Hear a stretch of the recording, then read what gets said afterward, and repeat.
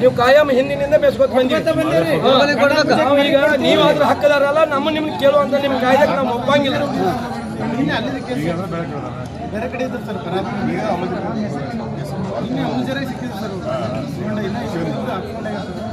ನಮ್ಮ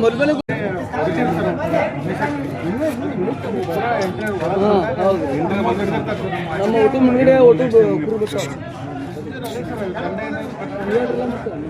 ಕಟ್ಟಕ್ಕಿಲ್ಲ ಅಂದ್ರೆ ಅಷ್ಟಿಷ್ಟು ಮತ್ತೆ ಅಲ್ಲಿ ಯಾರು ಕರೆಕ್ಟ್ ಅಲ್ಲಿ ಯಾರು ಇಟ್ಕೊಳ್ಳೋದು ಐತೆ ಪ್ರಯೋಜನ ಇದೆ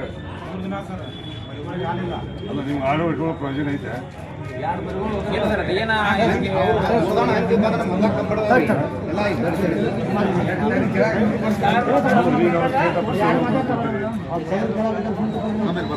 ಇದು 3-4ನೇ ಸಲ ಇದೆ.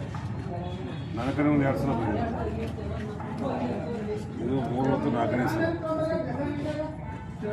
ರಿಪೀಟೆಡ್ ಆಗಬಾರ್ದು ಅಂತ ಹೇಳೋದು. ಸಂಬಂಧಪಟ್ಟಿದ್ದನ್ನು ನಾವು ಎಕ್ಸ್ಪೆಕ್ಟ್ ಮಾಡ್ತಿದ್ದೇವೆ. ಕೂಡ ಅವೇನೋ ರಿಮಾರ್ಕ್ಸ್ ಮಾಡಿದ್ವಿ. ರಿಮಾರ್ಕ್ಸ್ ಅಂದರೆ ಒಂದು ಮಾರ್ಕ್ ಮಾಡ್ಕೊಟ್ಟಿವಿ. 350 ಕೊಟ್ಟಿದ್ವಿ.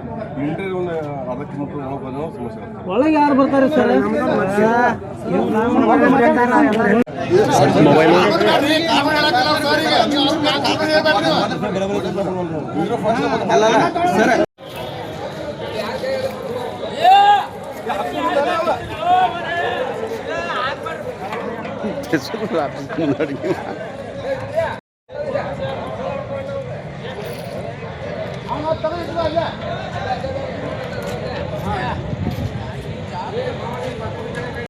ಇವತ್ತು ತಾಲೂಕು ಆಡಳಿತದ ಮುಂದೆ ನಾವು ಅನಿರ್ದಿಷ್ಟ ಹೋರಾಟವನ್ನು ಮುಂದುವರಿಸಿವಿ.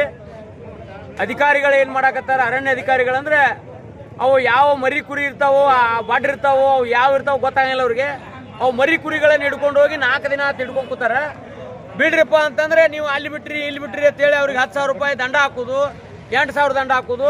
ಆ ದಂಡಕ್ಕೆ ರಸೀಟಿ ಕೊಡಂಗಿಲ್ಲ, ಏನೂ ಇಲ್ಲಾರ್ದನೆ 10,000 8,000 ದಂಡ ಕಟ್ಟಿದ್ರೆ ಬಡು ಕುರಿಗಾರರು ಕುರಿ ಮೇಲೆ ಹೊಟ್ಟಿ ತುಂಬಿಕೊಳ್ಳುವಂಥ ಜನ ಯಾವ ಥರ ಬದುಕಬೇಕಂತಕ್ಕಂಥ ಬದುಕನ್ನು ದುಸ್ತರವಾಗಿ ಆ ಥರ ನಿರ್ಮಾಣ ಮಾಡಕತ್ತಾರ. ದಯಮಾಡಿ ಸರ್ಕಾರ ಎಚ್ಚೆತ್ಕೊಂಡು ಈ ವೈಲ್ಡ್ ಲೈಫ್ ಸೆಂಚುರಿ ಆಗೈತಿ, ನಾವು ಒಳಗೆ ಬಿಡುದಿಲ್ಲ ಅಂತಕ್ಕಂಥ ಮಾತನ್ನು ಅಧಿಕಾರಿಗಳು ಹೇಳ್ತಾರೆ. ವೈಲ್ಡ್ ಲೈಫ್ ಸೆಂಚುರಿ ಮಾಡಬೇಕಾದ್ರೆ ಆ ಸಂಬಂಧಪಟ್ಟ ಎಲ್ಲ ಗುಡ್ಡ ದಂಡಿಗಿರ್ತಕ್ಕಂಥ ಊರುಗಳಿಗೆ ಗ್ರಾಮ ಸಭೆ ಮಾಡಿ ನಾವು ಹಿಂಗೆ ಮಾಡ್ಬೇಕತ್ತೀವಿ, ಇದಕ್ಕೆ ನಿಮ್ಮ ಒಪ್ಪಿಗೆ ಐತೋ ಇಲ್ಲೋ ಗ್ರಾಮ ಸಭಾ ಟರಾವನ್ನ ತಗೊಂಡಿಲ್ಲ. ಏಕಾಏಕಿ ತಮ್ಮ ಕೈಯಾಗ ಅಧಿಕಾರ ಐತೆ ತಿಳ್ಕೊಂಡು ವೈಲ್ಡ್ ಲೈಫ್ ಸೆಂಚುರಿ 2015 ಮಾಡಿದ್ರು. ಮಾಡ್ಯಾರಂತಂದ್ರೆ ಇಲ್ಲಿ ತನಕ ರಿಸ್ಟ್ರಿಕ್ಷನ್ ಭಾಳ ಇದ್ದಿದ್ದಿಲ್ಲ. ಈಗ 2 ವರ್ಷ ಆತು, ಇವ್ರದ ಭಯಂಕರ ಕಿರಿಕಿರಿ ಆಗಿಬಿಡತ್ತೆ ನಮ್ಗೆ ಕುರಿಗಾರರಿಗೆ. ಮತ್ತೆ ಈ ಒಳಗ ಕಟ್ಟಿಗೆ ತರಾಕ್ ಬಿಡಂಗಿಲ್ಲ, ಒಳಗ ಹೋಗಾಕ್ ಬಿಡಂಗಿಲ್ಲ. ಒಂದ್ ಕಡೆ ಏನ್ ಹೇಳ್ತಾರ, ಸಿರಿಗಂಧ ಕಟ್ಟಿಗೆ ಮೆಸೇಜ್ ಅನ್ನ ಕುರಿಗಾರ ಕೊಡ್ತಾರಂತ ಆರೋಪ ಮಾಡಕತ್ತಾರ.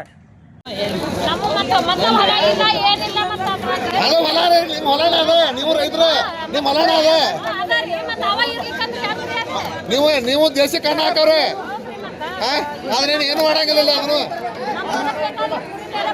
ಅದೇನ್ರಿ ಅವ್ರು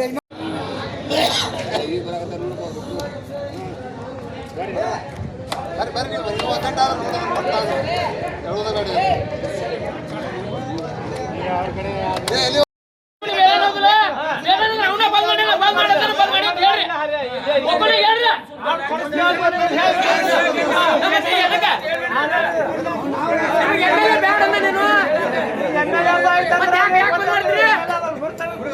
ಹೆಸರು ಯಾಕೆ ತಗೊಂಡ್ರಿಲ್ಲ?